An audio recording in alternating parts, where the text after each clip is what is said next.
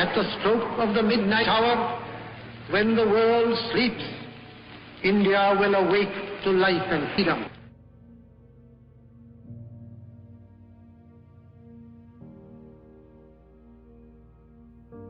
हमारा भारत कैसे बना? आज का हमारा भारत जैसा है तो वैसा क्यों है? वो लोग कौन थे जिन्होंने हमारे और आपके भविष्य की नींव रखी? क्या भारत आज से बेहतर हो सकता था? क्या भारत ने कई ऐसे वाक्य भी देखे जिनका जिक्र कहीं किसी भी किताबों में नहीं मिलता? और भी ऐसे कई सवालों को हम इतिहास में टटोलने का प्रयास करेंगे अपनी इस नई सीरीज भारत एक सोच में। आजादी से कुछ दिन पहले 6 अगस्त 1947 को 10 औरंगजेब रोड, जिन्ना हाउस, नई दिल्ली में घड़ी के एक छोटे से सेकंड में कुछ ऐसा घटा जिसने आज के आधुनिक भारत की नींव रख दी। मोहम्मद अली जिन्ना, जो मुस्लिम लीग के मुख्य नेता थे, जोधपुर और जैसलमेर की रियासतों के रूलर्स के साथ एक मीटिंग कर रहे थे। वहां जो रियासतें पाकिस्तान में विलय होंगी उन्हें भारत से क्या अतिरिक्त सुविधाएं मिलेंगी, इस पर चर्चा जोरों पर थी।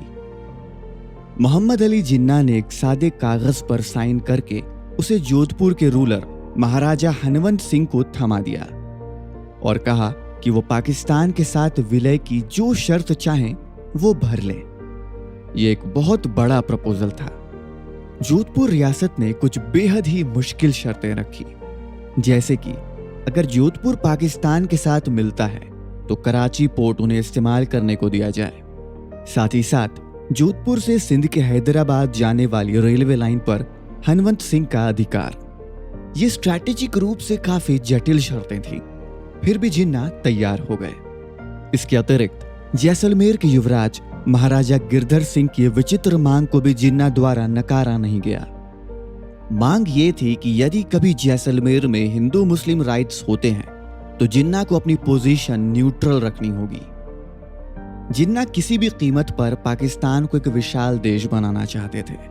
जोधपुर के राजा हनवंत सिंह को जिन्ना का हर चीज में एकाएक हाँ करना कुछ खटक सा रहा था। उन्होंने जिन्ना से हिचकिचाते हुए कहा कि मैं आपका आभारी हूं कि आपने मेरा मान रखा।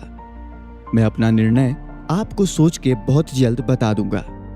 उनका यह कहना मोहम्मद अली जिन्ना के ऊपर मानो बिजली सा लौट गया। एकाएक जिन्ना ने हनवंत सिंह के हाथ से वो साइन किया हुआ खाली पन्ना छीन लिया। इतिहास की घड़ी में व्यतीत हुआ यही वो एक सेकंड है जिसने पूरी स्थिति बदल के रख दी।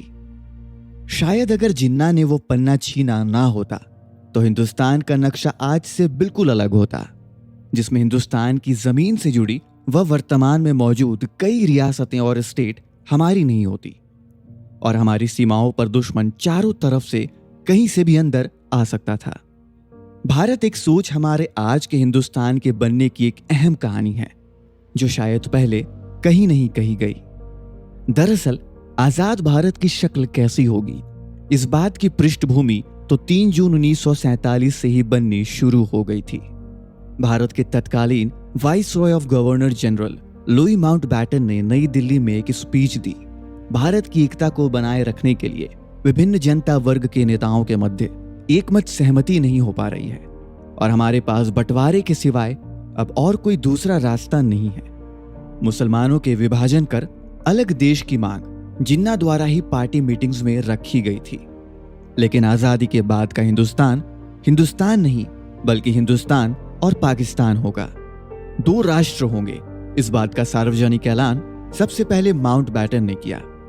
उसके बाद पंडित जवाहरलाल नेहरू ने रेडियो के माध्यम से एक भावुक स्पीच देकर इस फैसले पर अपनी रजामंदी दर्ज की। इस बड़े ऐलान के सिर्फ एक दिन बाद ही 4 जून 1947 को माउंटबैटन की नई दिल्ली संसद भवन में आयोजित एक प्रेस कॉन्फ्रेंस में एक और बहुत बड़ा मोड़ आया। वहां दुनिया भर के 300 से भी अधिक पत्रकार शामिल हुए थे और माउंटबैटन ने अपने शब्दों से सभी को चौंका दिया। उन्होंने कहा कि ट्रांसफर ऑफ पावर की डेट जून 1948 नहीं बल्कि 15 अगस्त 1947 होगी। इसका मतलब था देश महज अगले 72 दिनों में बंटवारा और आजादी इन दोनों ही स्थितियों से होकर गुजरेगा। ये कोई आम बात नहीं थी। पहले अंग्रेजों का भारत छोड़ के जाने का डिक्लेयर्ड प्लान जून 1948 था। फिर अचानक ऐसा क्यों कि सब कुछ इतना जल्दी? इसने सभी के समक्ष एक अस्पष्टता की स्थिति बना दी। सिर्फ 72 दिनों में हो रही आजादी की घोषणा से देश के कोने कोने में हलचल बढ़ गई। उस समय जिस ब्रिटिश इंडिया में हम खड़े थे उसमें कुल मिलाकर 565 रजवाड़े थे और आजादी की नई स्थिति कैसी होगी उसका किसी को भी मूल रूप से स्पष्टीकरण नहीं था। इन सभी राजाओं की स्वयं की पुलिस, फौज, अपना कानून और कुछ विशेष की तो अपनी खुद की करेंसी भी थी। लेकिन की गई ट्रीटी और पैरामाउंसी के तहत ये रजवाड़े ब्रिटेन के अधीन थे। अंग्रेजों ने ब्रिटिश पार्लियामेंट में जब इंडियन इंडिपेंडेंस एक्ट पास किया तो ये भी स्पष्ट कर दिया कि आजादी के बाद पैरामाउंसी भी खत्म हो जाएगा और सभी रजवाड़े स्वतंत्र हैं, यानी लैप्स ऑफ पैरामाउंसी। अब अहम सवाल यह था कि सिर्फ हिंदुस्तान और पाकिस्तान आजाद हो रहे थे या 565 देश। इन तेजी से बन रही स्थितियों से हमें आजादी तो मिल रही थी लेकिन देश बिखर रहा था। और इसी उठापटक के बीच पाकिस्तान बनाने वाले मोहम्मद अली जिन्ना इस बात का फायदा उठाने की दिशा में आगे बढ़ गए। जब मोहम्मद अली जिन्ना के सामने यह बात लाई गई कि नेहरू और कांग्रेस रियासतों की आजादी के हक में नहीं है तो जिन्ना ने अपनी और मुस्लिम लीग की राय रियासतों की मर्जी पर रख दी। उन्होंने कहा कि उनके लिए लैप्स ऑफ पैरामाउंसी का सीधा मतलब है कि अगर आप हिंदुस्तान या पाकिस्तान के साथ रहना चाहते हैं तो रहिए और आजाद रहना चाहते हैं तो आजाद रहिए।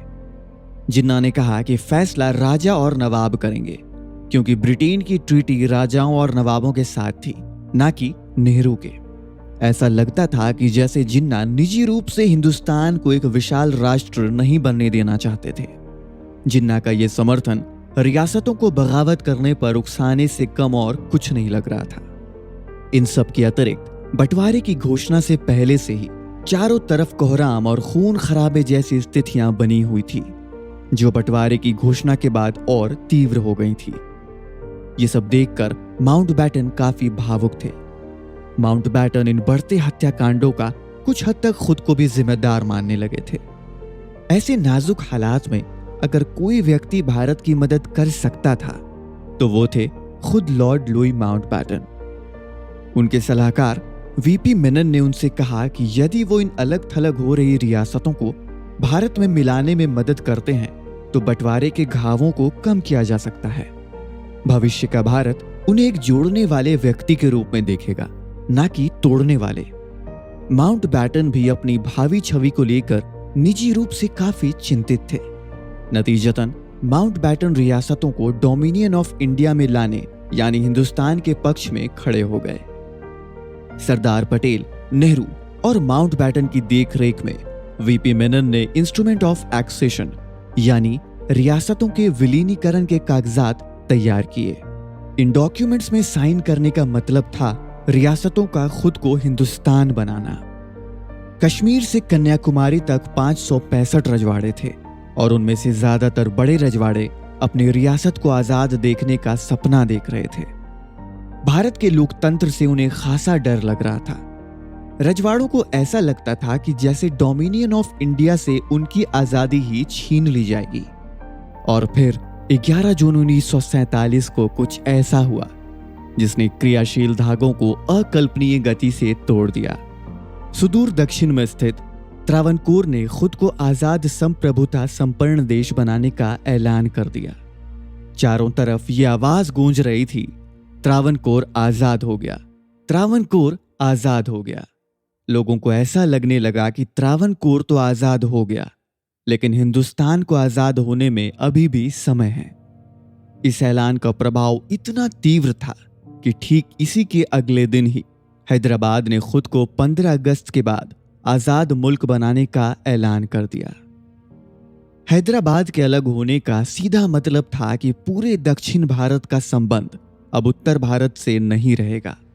सही मायने में स्वतंत्र भारत का सपना अब पूरी तरह से बिखरता हुआ दिख रहा था।